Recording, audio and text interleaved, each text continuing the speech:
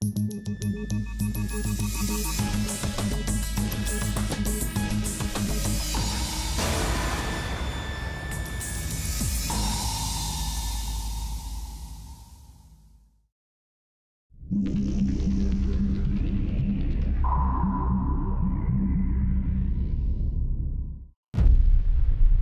마을에 막 새소리고 계곡이고 이런 것을 보면은 스트레스가 싹 풀린다고 그랬어요. 쓰러지기 이틀 전인가는 죽고 싶다고 했어요, 저한테. 죽은 날은 다가오는데 자기 몸은 나을 생각은 안 하고 그냥 죽으란 얘기죠, 일하다가.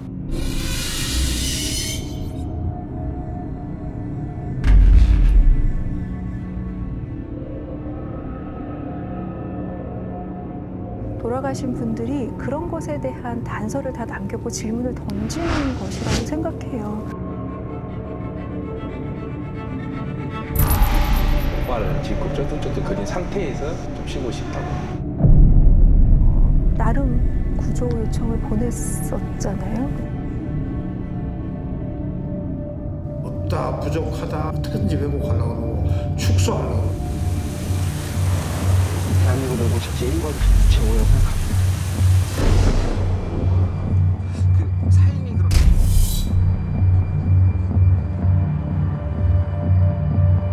끝난 일을 갖고 뭐 한다고 그것도 취재를 해요. 무슨 책임 없어요. 9시 출근해서 6시 퇴근하는 그런 라이프 스타일 준수하려고 하는 최대한의 조치들을 했고,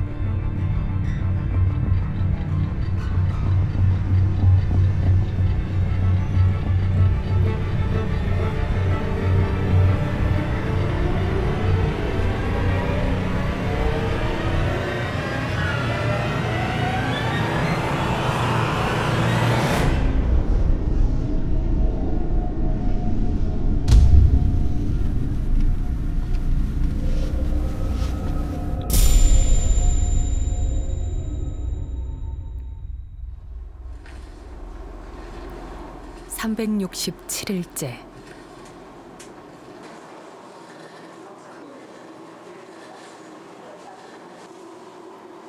남편은 오늘도 말이 없다. 너무 많이 쉬는 거 아니야? 응?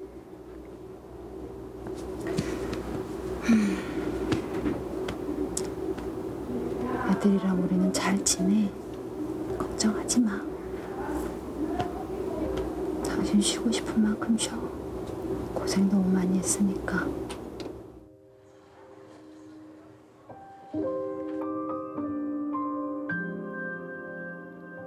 건강한 남편이었고 살가운 아버지였다.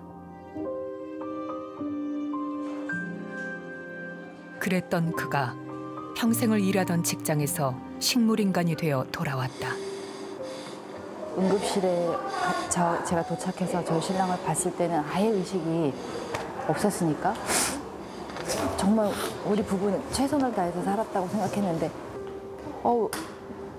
왜 나일까? 왜 우리일까? 지난해 4월 모두가 퇴근한 밤 9시 우체국 4층을 순찰하던 보안 요원이 화장실에서 희미한 신음소리를 들었다. 김영수 씨였다. 8시 45분에 제가 처음 발견했어요. 어디죠 발견하셨죠? 네, 여기 가운데서 발견했어요. 누가 존재 알아서 술 먹고 근데 두드리도 대답이 없길래 그 옆 칸에 들어가서 내다보니까 그 직원이 쓰러져 있는 거예요. 49살 김영수 씨는 29년차 집배원이었다. 쓰러지기 몇 달 전 집배원을 총괄하는 집배실장이 됐다. 집배원들의 업무를 조율하고 쏟아지는 민원을 처리했다. 실장이 된 뒤로 그는 거의 매일 마지막에 퇴근했다. 예, 여기가 그때 당시 그 김영수 집배실장 자리입니다. 그 민원이 이번에 제대로 좀 터진 부분이 있어요. 그래서 그것 때문에 심적 부담을 이번에 많이 입었죠. 그날도 그 직원들이 무사 귀가하도록 일일이 청사를 다 돌면서 직원들이 다 퇴근했는지 알아보고 그러던 중에 쓰러지기 얼마 전에는 이상 징후가 포착됐다. 정말 쓰러지기 이틀 전인가는 죽고 싶다고 그랬어요, 저한테. 한 번도 그런 얘기를 한 적이 없거든요. 그러니까 뭐 비관적인 얘기를 한다거나 그런 사람이 아니라 정말 저는 그때 깜짝 놀랐어요. 처음 듣는 말이라. 죽고 싶을 만큼 괴로웠던 업무는 그를 병상에 가둬버렸다. 그렇게 가고 싶어.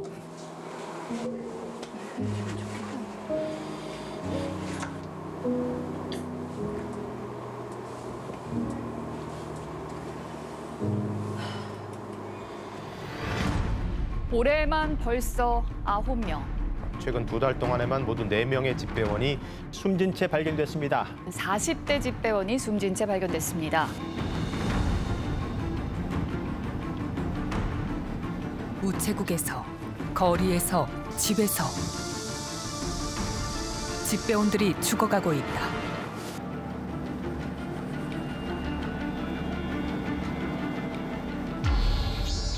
동료들의 갑작스런 죽음은 집배원들 사이에서 일하다 죽을지도 모른다는 공포로 이어지고 있다.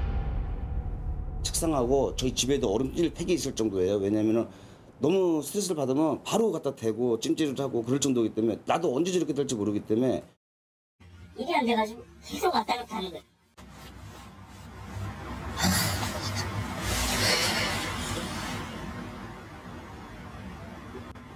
같이 봤던 사람이 참 그래가지고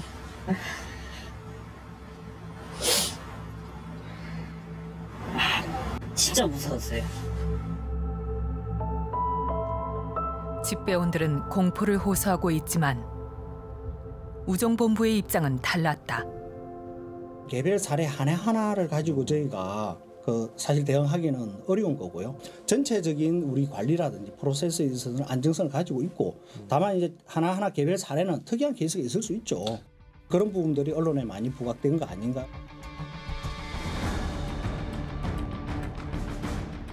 우리의 추적은 우정본부의 변명에서 시작됐다. 지난 10년간 사망한 집배원 수는 185명. KBS 탐사보도부는 동료와 유족을 대상으로 사망자 전수조사를 실시했다. 업무 연관성 파악을 위한 근무 기록도 추가 분석했다. 분석 결과 185명 중 업무 관련성이 높은 사망 집배원은 모두 79명. 원인별로 나눠봤더니 사고사가 37명, 심혈관계 돌연사가 33명, 자살이 9명 순이었다. 이 중 52명은 공무상 재해가 인정됐다.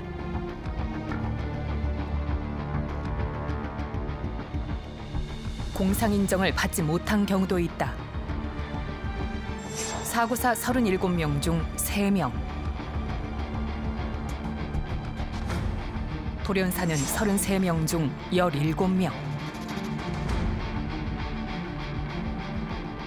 자살은 9명 중 7명이 업무 관련성을 인정받지 못하거나 공상 신청조차 하지 못했다.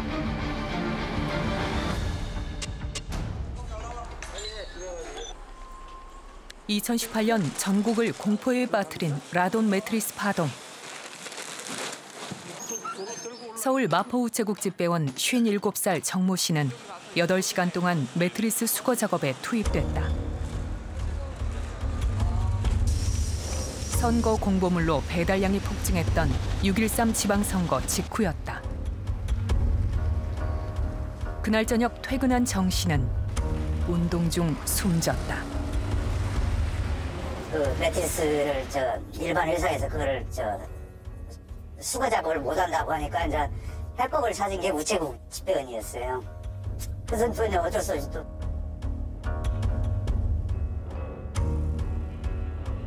사망 전 정 씨는 월 평균 49시간 넘게 초과 근무를 했다.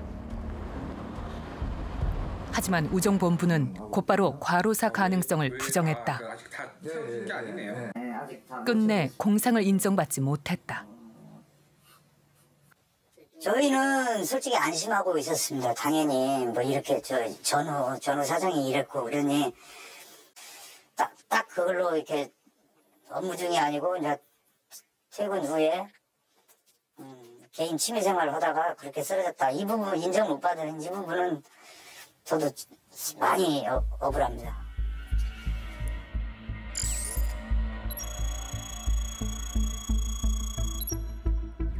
비슷한 수준을 유지하던 업무 관련 사망자 수가 2016년을 기점으로 상승한다.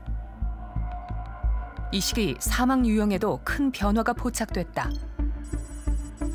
사고사는 소폭 줄어든 반면 돌연사는 2배, 자살은 8배가량 증가했다.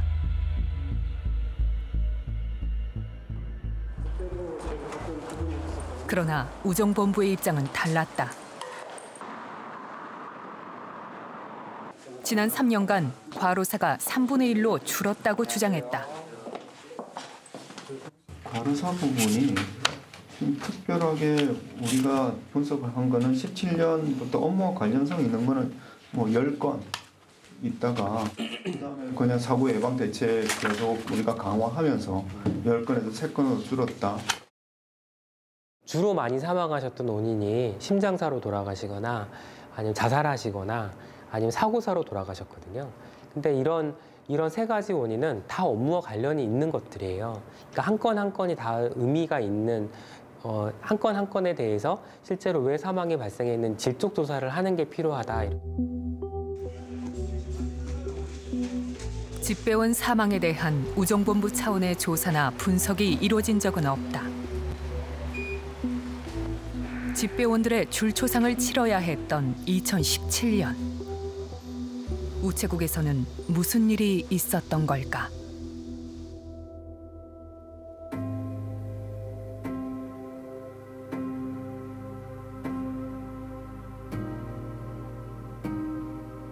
마지막 편지는 채 30자가 되지 못했다. 15년 차 이기련 집배원이 2017년 스스로 목숨을 끊었다.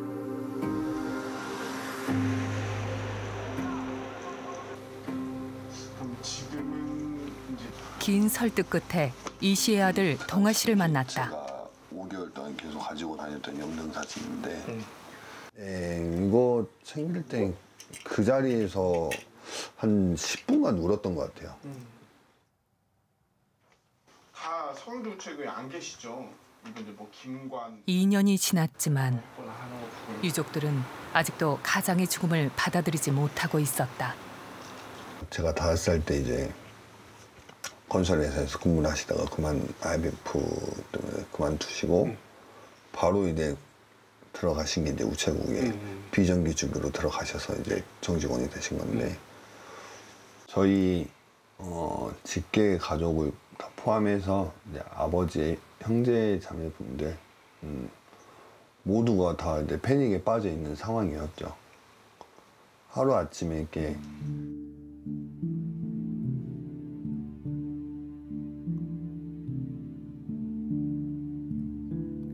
취재진은 심리 부검을 통해 이 씨가 스스로 죽음을 선택한 이유와 당시 심리 상태를 추적해 보기로 했다.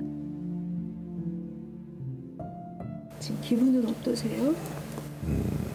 그냥 무덤덤한 것 같아요. 무덤덤해요? 네. 그러면 아버님이랑 마지막으로 뵀던 게 아버지 이제 돌아가시기 3일 전에 그때 어떤 이야기를 나누셨어요?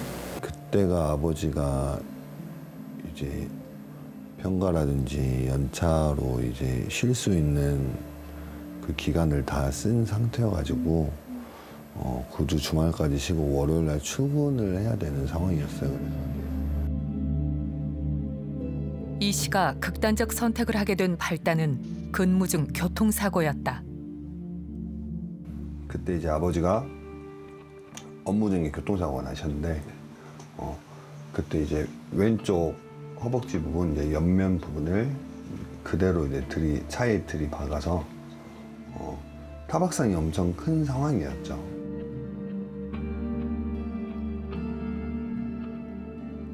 오토바이로 배달을 하는 집배원들에게 왼쪽 다리는 중요한 버팀목이자 지지대 역할을 한다. 그 오토바이 이제 거치하는 그 거치대가 왼쪽에 다 있기 때문에, 그래서 왼쪽 다리가 다치면은 집배원은 더 이상 업무를 할 수가 없는 상황인 거예요. 병가를 신청했지만 우체국은 거부했다. 목발을 짚고 쩌뚝쩌뚝 거린 상태에서 우체국 와서 이제 서류를 내고 이야기를 했던 부분이 있죠. 이제 좀 쉬고 싶다고. 근데 이제 그게 이제 좀 받아들이지 않은 입장이 돼가지고. 그래서 언제 나올 거냐, 몸 상태는 어떠냐, 나올 때 되지 않았냐, 지금 너 때문에 팀원들이 고생을 한다. 출근 날짜가 가까워올수록 이 씨는 극도의 압박감에 시달렸던 것으로 보인다. 아버지 이제 평시를 가면은 불안해 하셨어요. 어떻게 해야 돼? 출근 날은 다가오는데 자기 몸은 나을 생각을 안 하고, 나을 생각은 안 하는데 출근을 해야 되겠고. 이런 압박감은 그가 남긴 유서에서도 확인할 수 있었다. 유서의 첫 문장이 두렵다거든요. 자기의 신체적인 고통, 나름 구조 요청을 보냈었잖아요. 그때 오히려 되돌아온 답은 어쨌거나 출근하라는 답이었거든요. 근데 그런 환경에서 내가 도움을 요청해도 이 상황을 벗어날 수 있는 어떤 것도 나는 받지 못한다라는 생각을 하셨던 것 같고,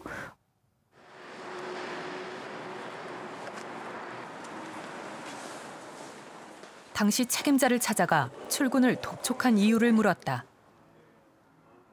나는 그래서 나 이야기하고 싶지 않대요. 나 전향하고 싶다. 그게 내가 말과를 뭐 어차피 끝난 일이잖아. 끝난 일을 갖고 이제 와서 뭐 한다고 그걸 또 취재를 해요. 뭐 이렇게 자필로 이렇게 사과문 같은 것도 써서 주시진 않으셨어요? 유족분들한테? 써는 줬어요. 그 당시에 원하니까. 우리는 책임 없어요. 나는 책임 없다고 느끼고 있으니까.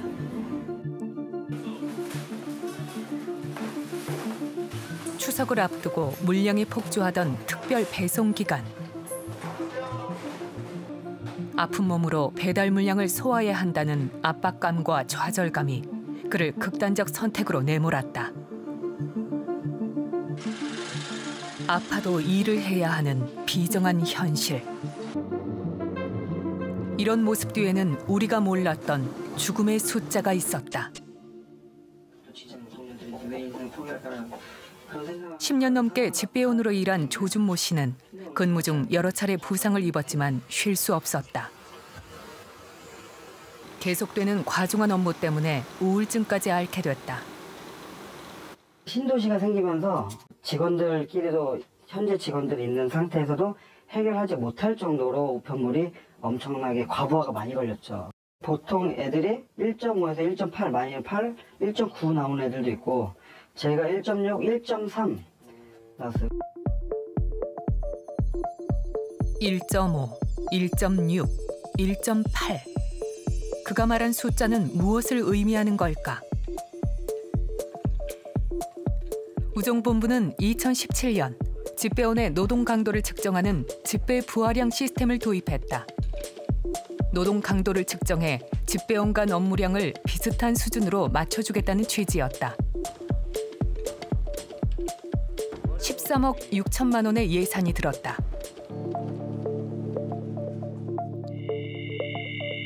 이 시스템은 일을 기준으로 노동 강도를 측정하는데 일보다 적을 경우 업무 부담이 적고 숫자가 커질수록 노동 강도가 세다는 것을 의미한다.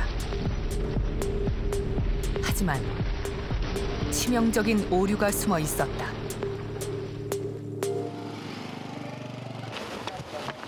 여유율이었다. 여유율은 근무 중 휴식 시간을 말하는데 이 시스템에는 거의 반영되지 않았다.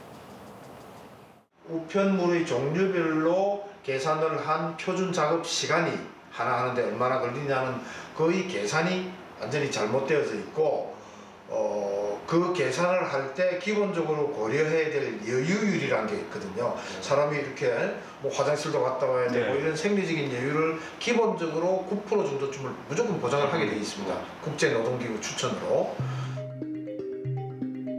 모든 직종을 아울러 국제노동기구가 권고하는 최소 여유율은 9%. 제조업이 20%, 중공업이 30% 등 육체 노동량이 많을수록 높은 여유율을 권고하고 있다. 하지만 우정본부가 적용한 여유율은 3%. 1시간을 일하는 동안 단 1.8분만 쉴 수 있도록 한 것이다. 화장실조차 마음 놓고 갈 수 없는 시간이다. 시스템이 도입되자 현장에서는 문제점이 속출하기 시작했다. 부하랑 시스템 때문에 이제 너는 부하랑이 뭐 일이 안 되는데 왜 시간에 왜 이렇게 많이 나오냐 이렇게 되는 거죠.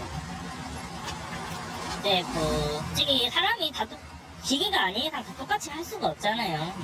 근데 이제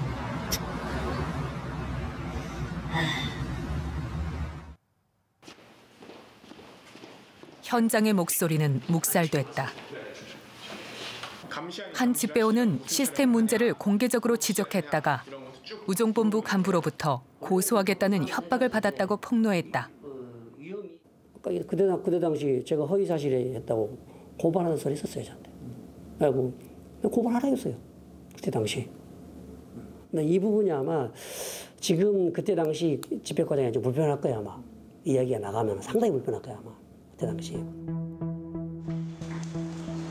살인적인 여유율은 어떻게 적용됐을까?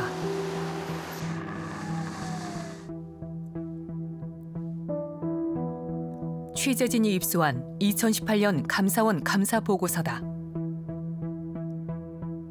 우정본부가 시스템 개발을 맡은 전자통신연구원이 제안한 여유율 대신 자체 기준을 적용한 3%의 여유율을 적용하게 했다고 적고 있다.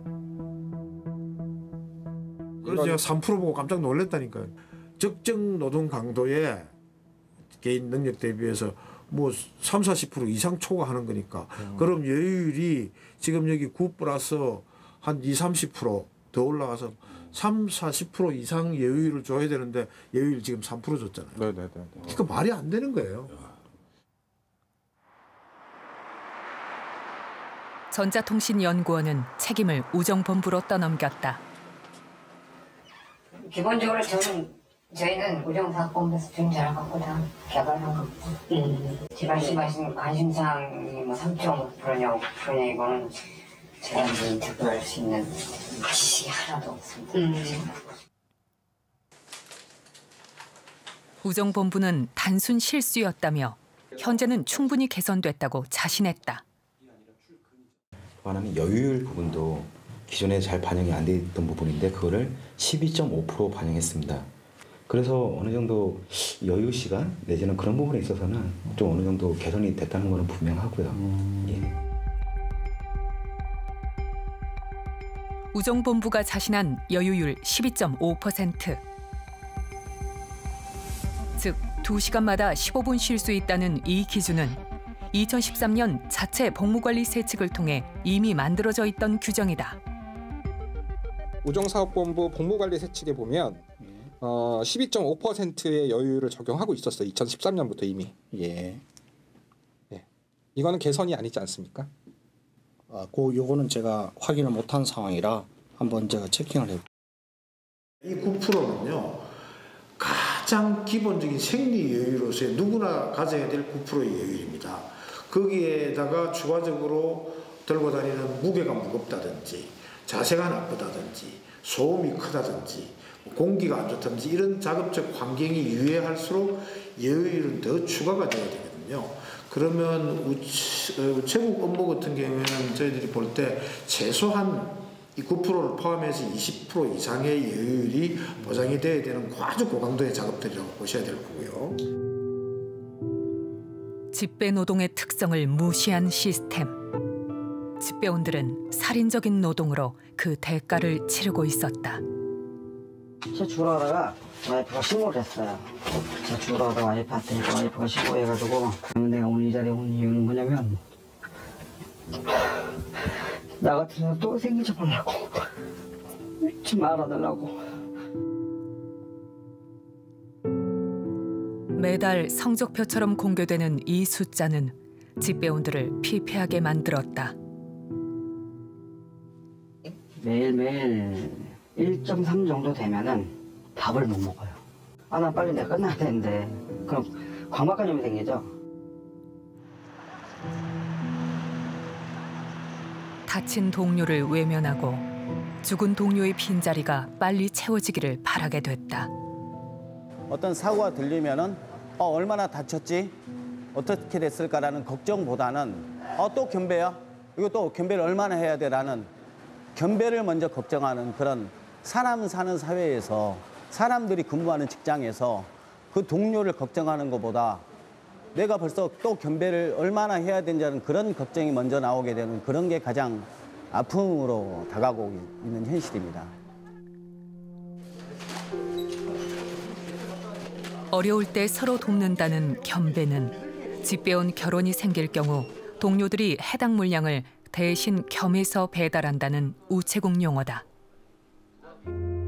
예전에는 이런 게 있었어요. 이렇게 일이 늦게 끝난 동료가 있으면 그 팀원들이 가서 같이 도와줘서 우체국에 들어올 때는 같이 들어오는 분위기였죠. 하지만 겸배는 이제 동료들 간 불화의 씨앗이 되고 있다. 겸배하면은 또 이거 오늘 하루는 어떻게 갈까? 일단 일도 힘든데다가 또 사무실에서도 또 이제 시간적인 압박까지 같이 있으니까. 취재진은 겸배가 집배원들의 노동 강도에 어떤 영향을 주는지 실험해 보기로 했다. 실험은 인천대학교 산업경영공학과 김철원 교수팀과 함께 진행했다. 정확하고 안전한 실험을 위해 실험군 집배원 2명의 기초 체력 테스트와 건강 상태에 대한 사전 검사가 진행됐다. 여러분들이 이제 육체적으로 얼마만큼 내가 최대로 일을 할 수 있는가, 그걸 다른 식으로 표현하면 내가 만들어낼 수 있는 최대 에너지 대사 능력이 어떻게 되는가를 측정하는 과정입니다. 샤워하시기 전까지, 퇴근하시기 전까지 좀 더 노동 시간이 길어져요. 참가자들은 실시간으로 심박수가 전송되는 장비를 착용하고 실제 업무에 투입됐다. 일주일의 실험 기간 동안 겸배가 있는 날과 없는 날을 비교했다. 기업들이 몰려있는 산업단지는 높은 층에서 내려오는 방식으로 배달하기 때문에 쉼 없이 계단을 뛰어다녀야 한다.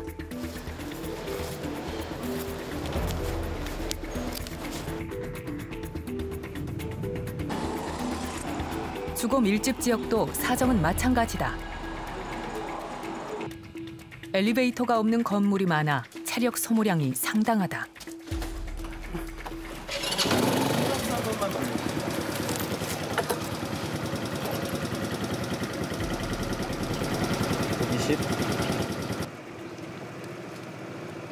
예, 문 앞에 있어요. 문 열어주세요. 제가 지금 사무실에 없어가지고 혹시 그 앞에 카페에 맡겨주시면 안 되나요? 아, 이건 안 되는데.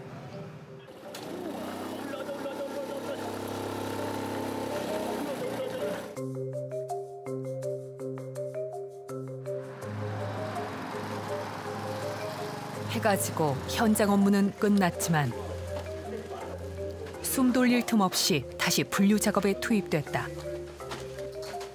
지금 몸 상태는 좀 괜찮으세요? 피곤하죠. 일주일간의 실험 결과는 심각했다. 두 집배원 모두 겸배가 있는 날 최대 심박수가 각각 144, 171 bpm까지 치솟았다. 에너지 소모 역시 두 집배원 모두 겸배를 할 때 2배 이상 높았다. 171이면요, 이분 연령대에서는 솔직히 말씀드리면은 평균적으로 갈 수 있는 최대치를 넘는 값입니다. 그러니까 우리가 100m 달리기를 하는 정도쯤의 작업 부하에 가까운 것이라고 보시면 됩니다.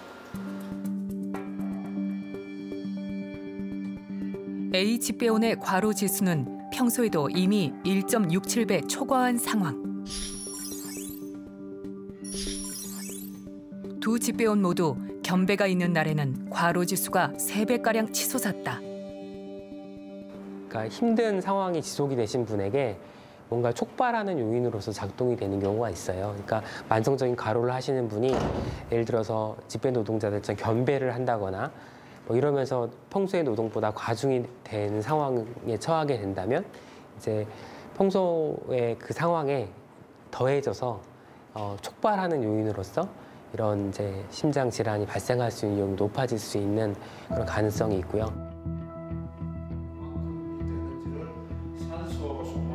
겸배가 심혈관계 질환이나 정신적 피로도를 위험 수치까지 끌어올리는 촉매제가 되고 있는 것이다.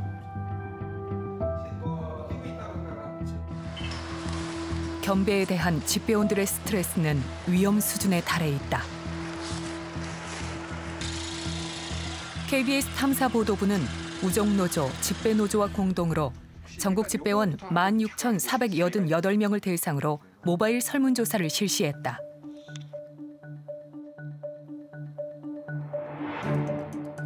10점 만점에 6.1점이었던 평상시 업무 스트레스는 겸배 스트레스를 묻는 질문에서 8.8점으로 크게 높아졌다.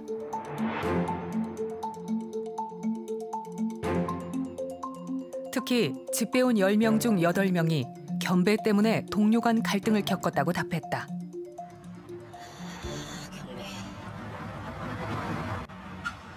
이제 겸배가 나오면은 일단 저희 싸워요. 싸우게 돼요. 분위기가 안 좋아져요. 누구랑? 뭐 이제 팀원들끼리 싸우는 거예요. 이제 구역을 어떻게 하냐, 이 구역을 어떻게 하냐. 우정본부는 겸배는 공식 근무이기 때문에 수당이 지급되고 있으며 최근에는 인력 충원을 통해 겸배가 줄고 있다고 주장했다. 그래서 운영에 필요한 인력이 100명이라고 한다면은 100명이면은 한 6.75명, 7명 정도를 추가적으로 산출을 해주는 겁니다, 그냥. 그래서 어느 정도 여유 시간 내지는 그런 부분에 있어서는 좀 어느 정도 개선이 됐다는 것은 분명하고요. 예. 하지만 겸배 수당은 말 그대로 그림의 떡이었다. 이 수당을 받기 위해서는 연속 30일 이상 겸배를 해야 한다. 30일 겸배 수당은 20만 원. 이마저도 겸배를 한 집배원 수만큼 나눠 가져야 한다. 이런 이유로 지난 3년간 겸배 수당을 받은 집배원은 채 10%가 되지 않았다. 겸배가 무료 노동을 강요하는 착취로 변질된 것이다. 어느 누구도 실질적인 책임을 지지 않기 때문이에요.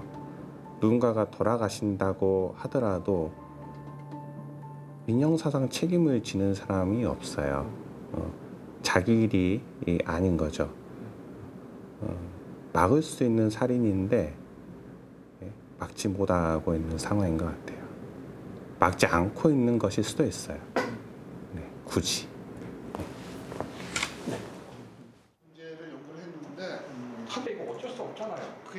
취재진은 10개월 동안 집배원들의 죽음을 추적하면서 공통점을 발견했다.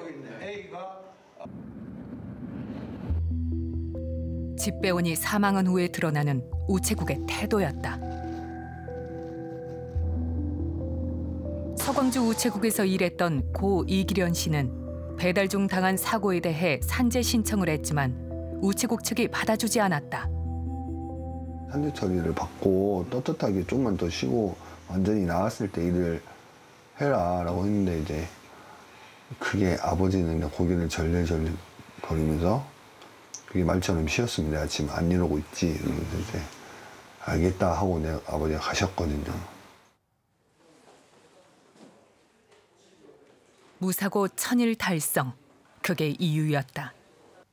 천일 무사고 때문에 더욱 더 은폐를 하려고 했어요. 아버지의 그 산재 상황을 산재 처리를 안 했을 뿐더러 아버지가 출근하는 걸로 쳐줄 테니 5일에서 6일 정도만 쉬었다가 출근을 하라고 한 이유가 만약에 이게 병가 처리, 이제 산재 처리를 해 버리게 되면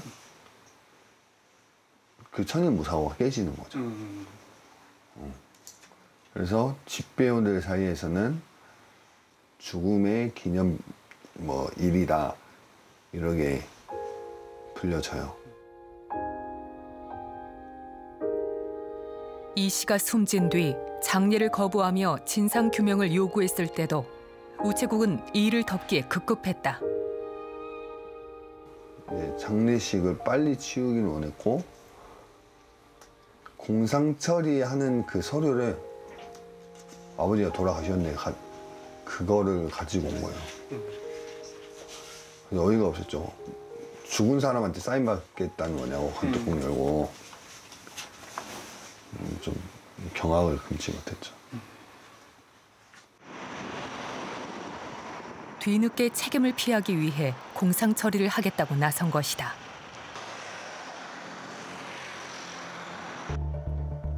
집배원들의 죽음에 대한 우체국의 은폐와 외면은 취재 과정에서 똑똑히 목격됐다. 문제가 드러나자 유족과의 만남을 거부하고 나는 주변에 가신 아닙니다. 제가 지금 일을 해야 돼요. 그렇다고 병원에 계속 있어야 돼요? 그건 무례하죠.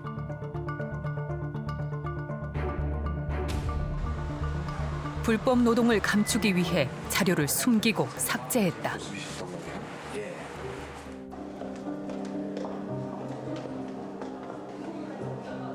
지난해 5월 자다가 숨진 이은장 씨의 죽음도 은폐와 왜곡 의혹으로 얼룩졌다. 이은장 씨는 우체국에서 가장 험지로 꼽히던 구역을 3년 2개월 동안 담당했다. 몰려드는 물량을 감당하지 못한 날에는 일감을 집까지 가져와 처리했다. 그 이튿날 가면 7시면 또 우편물이 많이 들어온다고 하더라고. 그래 그날 다 정리를 하려면 힘들다고 저녁에 못다 한 거 시간을 맞춰 이제 퇴근을 해야 하니까 집에 가져왔어 하더라고. 이제 처음에는 몰랐지 이게 뭐냐니까 막 내일 가면 또 많이 들어와서 정리 다 못한대. 그래 집에서 대충 해가지고 가야지 좀 지가 편하다고 하더라고요. 그뿐이 아니었다. 상사의 개인 이삿짐을 나르고 배달 업무 중에 상사의 반려견 뒤처리까지 한 사실이 뒤늦게 드러났다. 근무 기록이 조작됐다는 의혹도 불거졌다. 서류상 출퇴근 시간보다 더 일했지만 초과 근무가 인정되지 않았다는 것이다.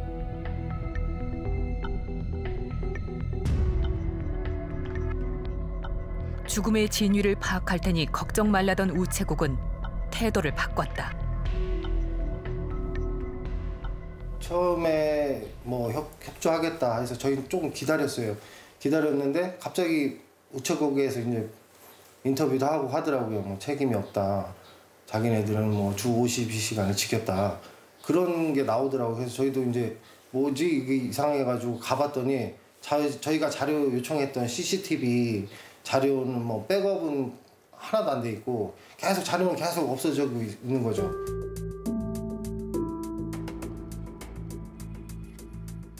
이후 우체국의 방해는 더 노골적으로 변했다. 산재 신청을 했지만 우체국 측은 책임을 부인했다. 말 들어보니까 직원들한테 방송국에 인터뷰는 하지 마라.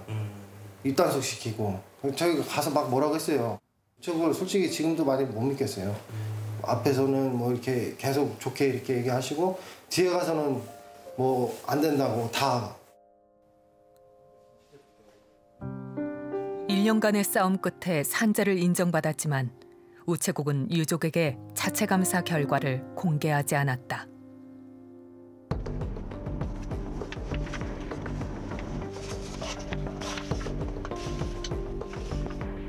한 행정직 관리자는 우체국이 집배원의 죽음에 미온적인 태도를 보이는 데는 이유가 있다고 했다.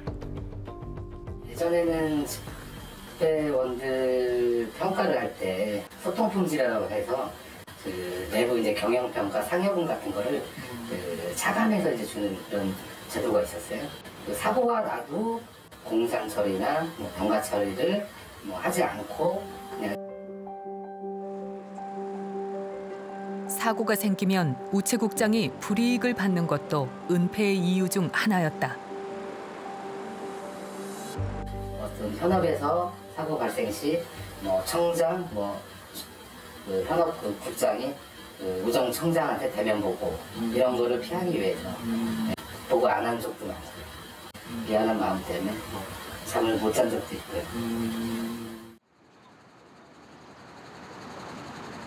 사망자가 나오거나 산재가 많으면 국장이 이제 그 다음 정기 인사 때 오지는 아니면 되게 좀 안 좋은 곳으로 좌천당해서 간다고 하던데 그것도 좀 사실인가요? 그건 어느 정도 영향이 있습니다. 그다음에 또 국장과 과장도 1년의 연봉 계약을 맺거든요.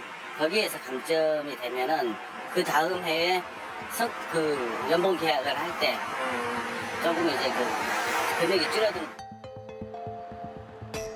조직의 폐쇄성 때문에 집배원들의 안전이 위협받고 있었다.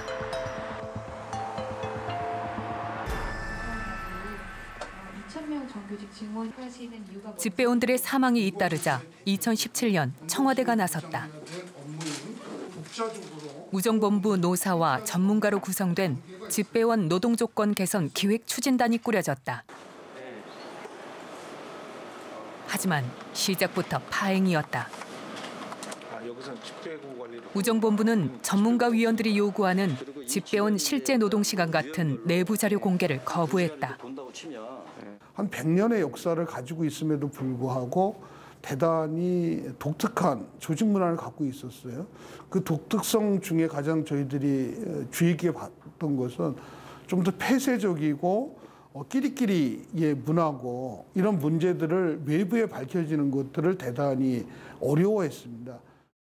어떻게든지 왜곡하려고 그러고 축소하려고 그러고 저희들이 데이터 요구할 때 뭐 CCTV 자료 무슨 자료 전부 다 없다 그랬어요. 없다 부족하다 그랬다가 하나씩 뭐 꽃감 빼주듯이 이렇게 빼주는 거예요. 그게 지치게 만드는 거죠.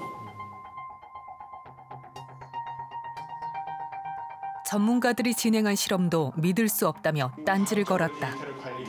학자로서 연구자로서 어떤 자존심도 있고 학문적인 부분도 있는데 우정사업본부를 대표한 사측에서 아니 교수님 연구하는데 혹시라도 데이터를 마사지라고 정확하게 표현했습니다. 조작을 하거나 이런 것들에 대한 연면은 없을까요? 어떻게 그런 얘기를 합니까?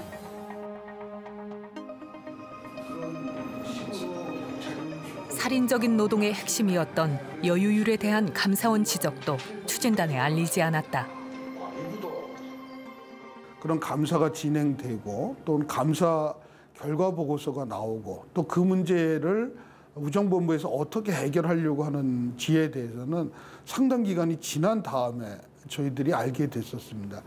아마 이 대표적인 사례가 추진단 활동들이 뭔가 노사의 열린 마음 과정을 통해서 문제를 풀어나가는 과정이라기보다는 뭔가 하여튼 이 사안들을 외부적으로 좀 알려나가는 것들을 꺼림칙하게 생각을 하고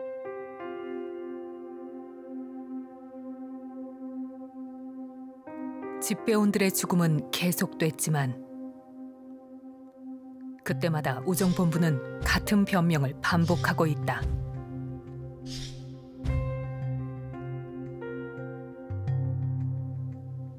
좀 이렇게 1달러 무슨 행사 하나 치르듯이 이렇게 접고 넘어가시는 그런 느낌이 많이 느껴져요, 사실. 근본적인 원인은 인력이 부족하고 업무가 과중한 데 있음에도 그거보다는 그냥 사고가 났다는 자체만 보는 거죠. 사고 줄여라, 사고 줄여라.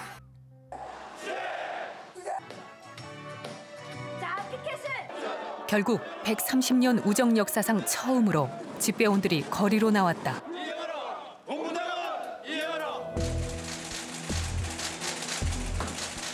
우정본부는 부랴부랴 인력 충원과 노동 조건 개선을 약속했다. 취재진과의 인터뷰에서도 2017년부터 3년 동안 3,000명 가까운 인력이 충원됐고 노동시간도 204시간이 줄었다고 자신했다. 저희가 말씀드린 인력증은 사실상 작년 하반기부터 많이 이렇게 이제 실질적인 현원이 배치되고 있는 상황입니다. 올해 지금 현재 2월 달 들어서 아마 현장에 다시 한번 인터뷰를 해 보신다면은 과거보다는 그래도 좀 나아졌다 하는 국이 과거보다는 많을 거라고 저는 생각을 합니다.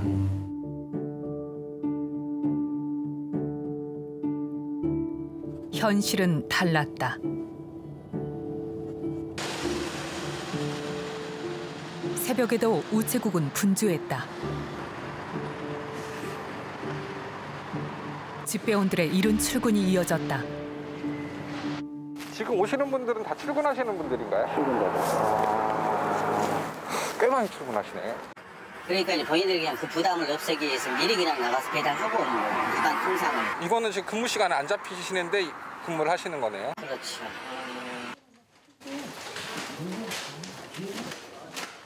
근무 명령을 받지 않은 집배원들이 곳곳에서 일을 하고 있었다. 선생님 오늘 몇 시에 출근하셨어요? 6시 40분이요? 이게 보통 8시 출근이 이제 그 공식 근무 명령 시간이잖아요. 그런데 이렇게 좀 일찍 출근하시는 이유가 있나요? 부가시 비기는 작업들을 개인들이 다 해야 되니까 조금이라도 출근을 빨리 하기 위해서 좀 일찍 나오는 거예요.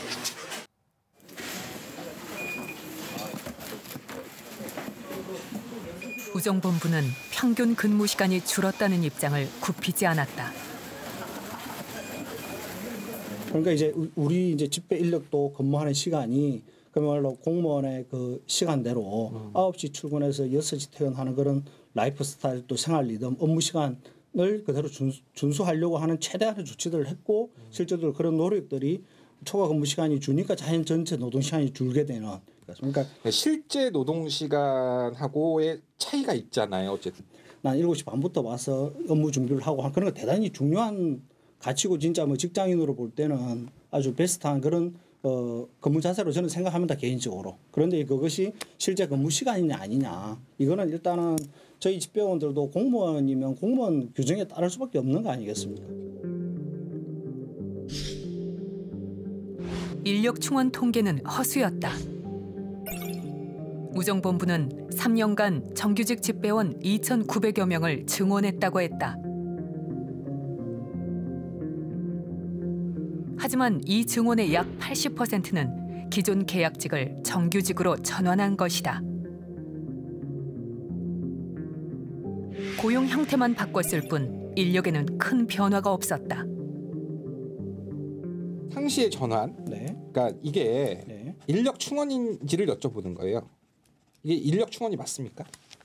그럼 이 집배 업무가 지금 현재 자연 감소분이 생기고 하니까 이 부분을 우리가 먼저 우선적으로 보완을 해야만 우리 우정사업본부 전체의 업무가 강화되는 건 당연한 거 아니겠습니까? 그래서 그걸 먼저 상시를 전환시키는 걸 했고요. 그다음에 우리가 그러니까 이게 증원이라는 거죠. 증원이죠.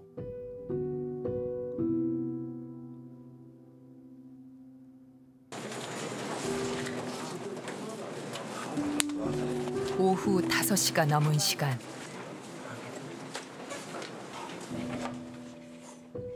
식사 안 하시고 왜 컵라면 드세요? 시간 맞추다 보면은 제가 제 맘대로 못 먹었다는 거예요. 오늘 점심은 드셨어요? 그 점심 드세요. 지금 점심 드시는 거예요? 어쩔 수 없죠. 퇴근 시간이 돼서야 먹는 첫 끼니였다.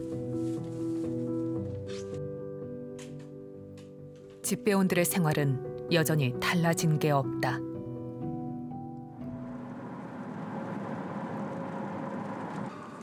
그 사인이 그러면은 어떻게 되는 거죠? 올해 2월 35살 젊고 건강했던 집배원이 자다가 또 숨졌다. 올해만 벌써 2번째다. 동료들의 잇따르는 죽음을 지켜보는 남은 집배원들도 위험하다.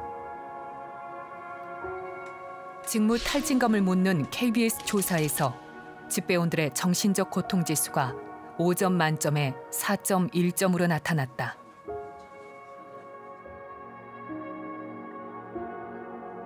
일하다 사람이 죽고 있다. 제 꿈이 사고 나기 전에 집배시장이었어요. 난 집배시장 돼가지고 내 직원들 내가 챙기고 하겠다. 집배원들 눈 맞고 비 맞고 고생한데 누구 하나 챙겨줘야 되는데 내 직원들 못해요. 꿈이 날아갔어.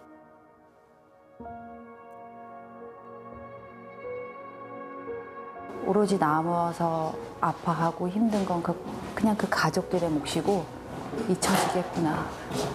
그냥 한순간에 이슈로 꽃이 나겠구나. 그냥 이슈가 아니거든요, 이건. 목숨이 달린 문제니까.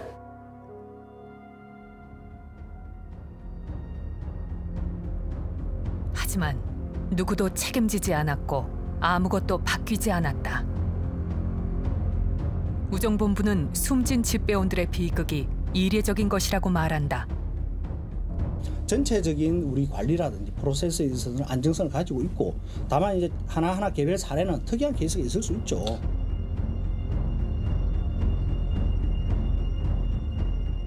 방관하지 않았다면 살릴 수 있었다. 은폐하지 않았다면 막을 수 있었다. 우정본부는 다시 답해야 한다. 집배원들의 잔혹사는 끝나지 않았다.